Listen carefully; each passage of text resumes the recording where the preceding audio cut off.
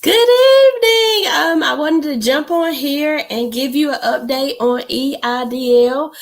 Don't forget to like us on Facebook as well as Instagram, and be sure to subscribe to our YouTube channel as well.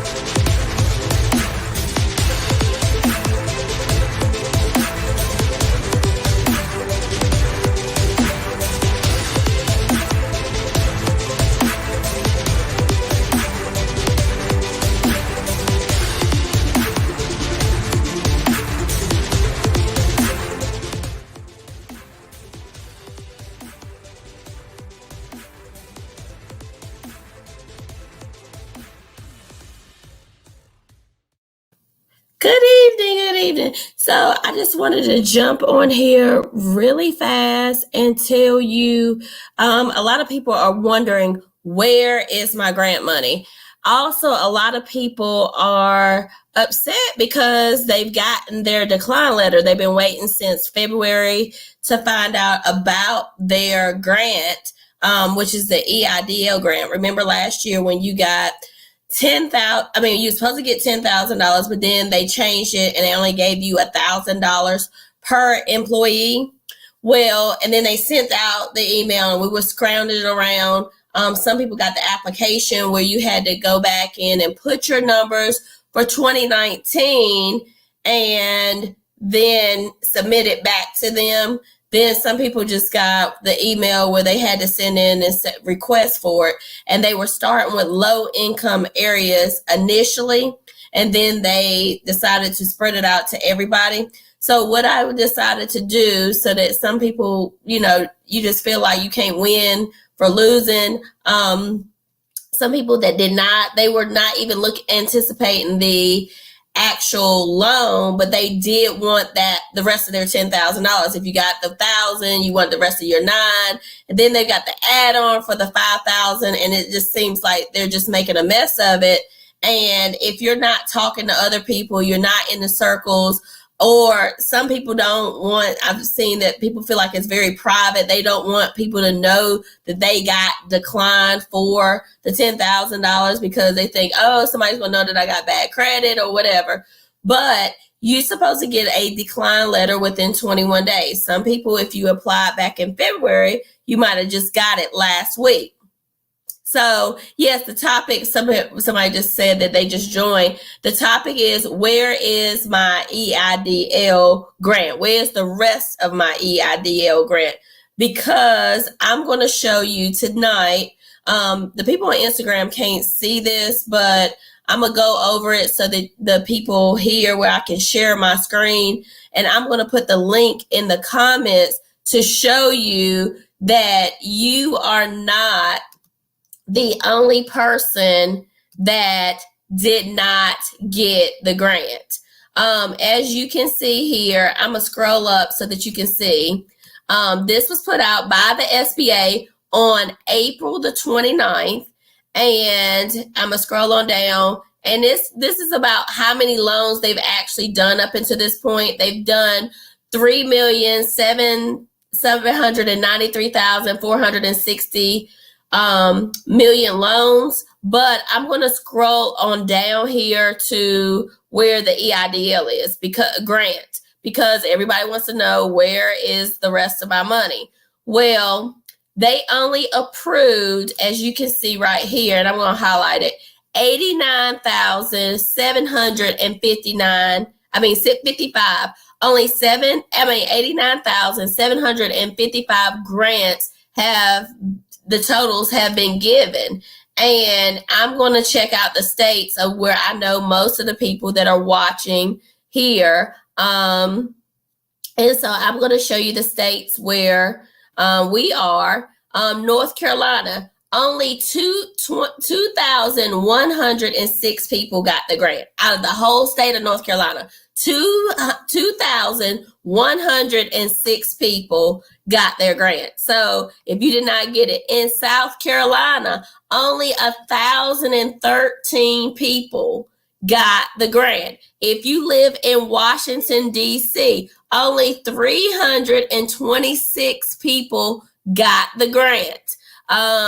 Here, Virginia, only 2,099 people got the grant. And if you live in North Dakota, only 69 people in the whole state of North Dakota actually got their grant money. So if you got denied, don't feel bad, because you're in the bucket with a lot of people, and we need to figure out, and we need to contact house.gov, senate.gov. You need to reach out to your Congress people, find out, why did all these people, you got all this money, but you're not issuing it out to the people? Is this not fair? Is this not what you're supposed to do with the money? So if you feel like you were the only one, you're not. And I wanted to show you the actual numbers in our states to let you know that you're not the only person that did not get declined. A lot of people got declined. I got declined. Why? Because I didn't have the 30% loss of revenue. But did I complete the application knowing that I was going to get declined? Yes, because I knew that you had to have a 30% decline in gross revenue. I didn't have the 30%. So therefore, I knew I was going to get declined. But because you don't know how this stuff is going to go. So what I did was I put my application in anyway, because if you don't put in the application, you're already at a no. So what did I have to lose by doing it? What if they take those numbers and take my data and add it with all the other data and decide, oh, well, we're going to change it to now you only need to show XYZ as a decline. Then guess what? You may get approved later on. So always do these applications. Let them tell you no. Do not let your friends, let people that know nothing about nothing tell you that, oh, you can't apply, you can't do that. I mean, unless you given some fraudulent documentation, I would always give my information, because like I said, you're already at a no when you don't have the funds. So when you fill out the application and you be transparent, then you got a 50-50 chance. And if they change the guidelines, because a lot of this stuff is changing, just like now, this is May the 4th, make note of this video, because what if they come back and change the guideline and you didn't apply? You didn't even put yourself in for it. So I would highly encourage you to stay abreast of what's going on, and don't be afraid for them to tell you no. Excuse me. And once you get your decline letter, look at it and actually read it, because they have to give you a full explanation as to why they are telling you no.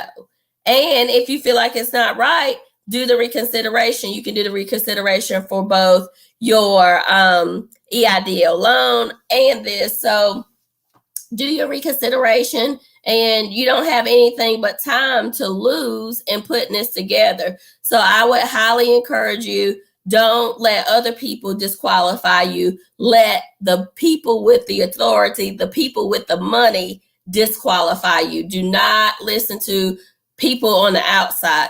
Don't forget that we're still approaching the PPP deadline of May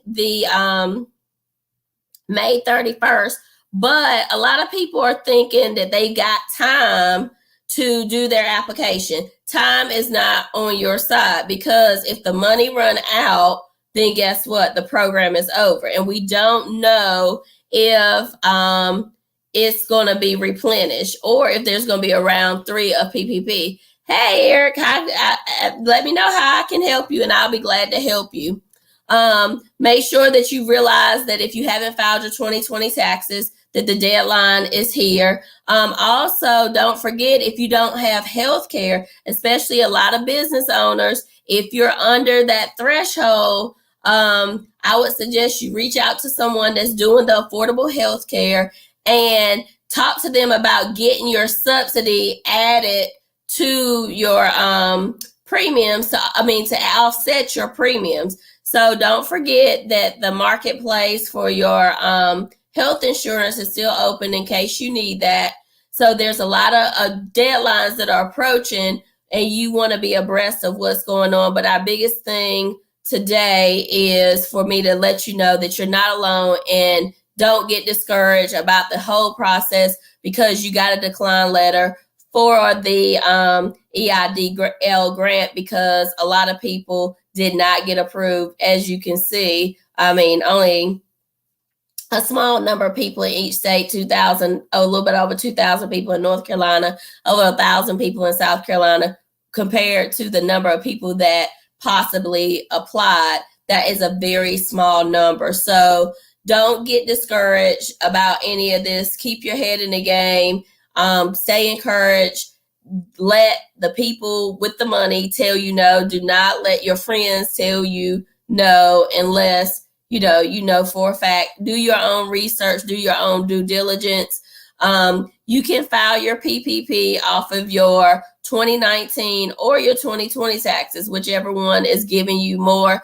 A lot of people, since I'm not answering individual questions, but as I'm coming across people that are getting misconceptions, you do not have a license. If you're doing hair in your house and you don't have a license, but you filed it on your taxes, guess what? You qualify for PPP. It does not ask you, are you licensed to do it? If you filed it on your taxes, you are eligible for PPP.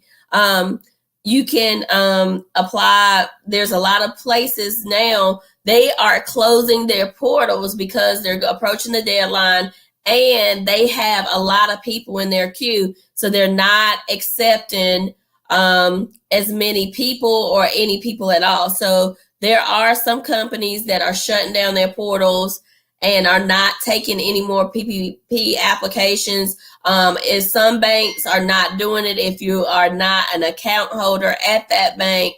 So I would suggest you very much to go ahead and get your PPP done, and keep watching for the news. Reach out to house.gov and senate.gov and express your concerns, because we all got to stick together with this so that we can make this pandemic a bandemic. And remember to like and subscribe this video. You don't know, a lot of people have been giving people, tagging people in the videos, and it's really been helping some people. And I've counted that under the people that's been under our watch, we've assisted more than 150 small businesses, sole proprietors to get their PPP. So with that being said, keep liking, keep sharing the videos, because you are really helping people, and there are people really going through a really tough time and could use some of this help. Also, I wanted to tell you about the Restaurant Revitalization Fund. That is another grant. It's not a loan program, but it is for restaurants, bars, lounges, cigar bars, people that are in the food industry. They've partnered up with both Toast and Clover to assist with that. They even are going the extra mile. They have the application. If you don't have an account with those two POSs, they've even gone as far as to set up a phone hotline and for you to actually do it through the SBA. So there's a lot of help out here. You just got to be willing to take it. And remember, it's not a hand down, it's a hand up. You paid taxes, you done your part as an American citizen, and this is the time for you to reap the benefits of that and get the help that you need.